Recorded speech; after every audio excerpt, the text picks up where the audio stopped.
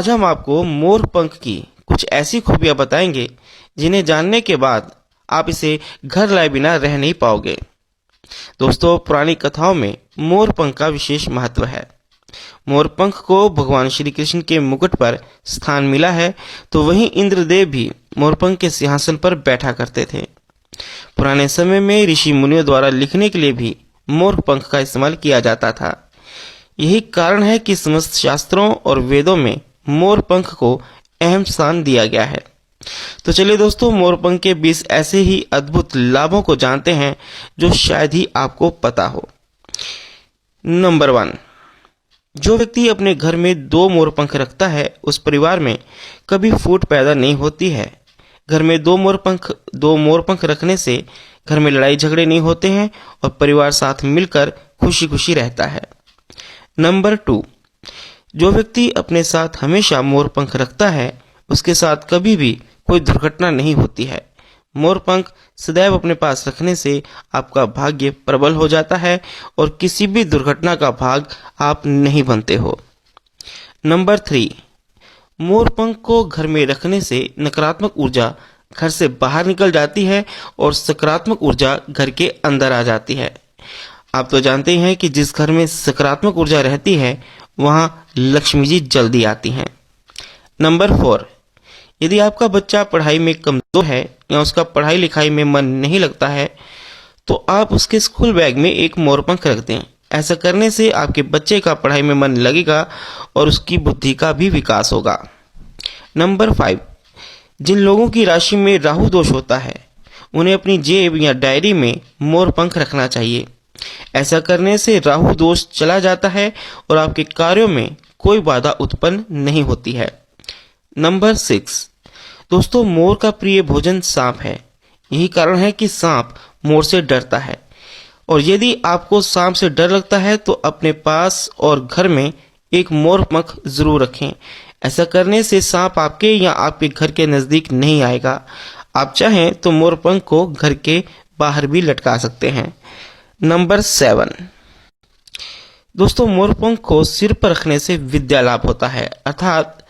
अर्थात जिन व्यक्ति की बुद्धि कमजोर होती है वो भी बुद्धिमान हो जाते हैं। आप चाहें तो मोर पंख को अपनी टोपी पर लगा सकते हैं या घर में ही रोजाना कुछ घंटे सिर पर पहन सकते हैं। नंबर 8, घर का मुख्य द्वार यदि वास्तु के अनुसार नहीं बना है या नहीं लगा है तो उस द्वार पर 3 मोर पंख लगा दें। आप इस मोर पंख के नीचे आपको भगवान श्री गणेश का चित्र भी लगाना होगा। ऐसा करने से वास्तु दोष दूर हो जाता है और घर परिवार पर कोई मुसीबत या तकलीफ नहीं आती है। नंबर 9, यदि आपके जीवन में एक साथ दुखों का पहाड़ टूट पड़े और आप बहुत बड़ी मुसीबत में फंस जाएं, तो घर के कमरे या बेडरूम में मोर पंख लगाना चाहिए। दोस्तों, इस बात का ध्यान रखें कि ये मोर पंख आपको कमरे के अग्नि कोण में ही लगाना होगा। ऐसा करने से सारी मुसीबतें आपके घर से धीरे धीरे दूर चली जाती हैं। नंबर 10, दोस्तों, ये तो सभी जानते हैं कि पति पत्नी में अक्सर लड़ाई झगड़े होते रहते हैं। ऐसे में सुखी दाम्पत्य जीवन के लिए शादी वाले एल्बम में एक मोर पंख लगा दें। ऐसा करने से पति पत्नी में झगड़े नहीं होंगे और आपस में प्रेम बढ़ेगा। नंबर 11, मोर पंख को रात में अपने घर आंगन के बाहर रख दें। ऐसा करने से नकारात्मक ऊर्जा का नाश होता है और घर में शांति बनी रहती है। नंबर 12, दोस्तों, यदि आप जीवन में सदैव सफल होना चाहते हैं तो अपने पास एक मोर पंख रखना शुरू कर दें। इस मोर पंख से निकलने वाली पॉजिटिव एनर्जी आपको किसी भी काम में फेल नहीं होने देती है। नंबर 13, यदि आप रात को डरावने सपनों से परेशान रहते हैं तो अपने सिरहाने मोर पंख को रखकर सो जाएं। ऐसा करने से डरावने सपने आने तो बंद होंगे ही, साथ ही आपकी अगली सुबह भी मनमोहक होगी। नंबर 14, मोर पंख को कभी भी जमीन पर ना फेंकें। इसे कृष्ण भगवान का अपमान माना जाता है। दोस्तों, ऐसा करने से आपके घर की तरक्की रुक जाती है। साथ ही इस बात का भी ध्यान रखें कि आप मोर पंख को कभी लात ना मारें, वरना आपके साथ कोई अनर्थ हो सकता है। नंबर 15, यदि कोई व्यक्ति अपनी मर्जी से खुशी खुशी मोर पंख देता है तो आपके जीवन की सफलता के सारे रास्ते खुल जाते हैं। बस इस बात का ध्यान रखें कि आपको उनसे ये मोर पंख मुंह से नहीं मांगना है, उन्हें ये आपको अपनी स्वेच्छा से देना होगा, तभी आपको इसका लाभ मिलेगा। नंबर 16, पुरानी मान्यताओं के अनुसार मोर पंख मोर के मरने या उससे झड़ने के बाद भी सदा जीवित रहता है। यही कारण है कि इसका असर इतना प्रभावशाली होता है। नंबर 17, दोस्तों आप जब भी किसी मोरपंख को खरीदते हैं तो उसे शुभ मुहूर्त देखकर ही खरीदना चाहिए।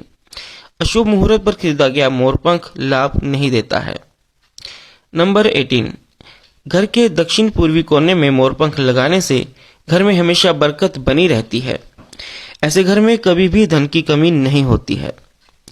नंबर 19, आप जब भी कोई मोरपंख खरीदें तो दोस्तों इस बात का विशेष ध्यान रखें कि वह कहीं से भी टूटा ना हो। ऐसा मोरपंख पास में रखना अशुभ माना जाता है, इसलिए हमेशा साबुत और सही हालत वाला मोरपंख ही लाएं। नंबर 20, दोस्तों मोरपंख को घर में लाने के पूर्व भगवान श्री कृष्ण का नाम जरूर लें। ऐसा करने से घर में समृद्धि आती है और सारे रुके कार्य भी समय पर पूरे हो जाते हैं।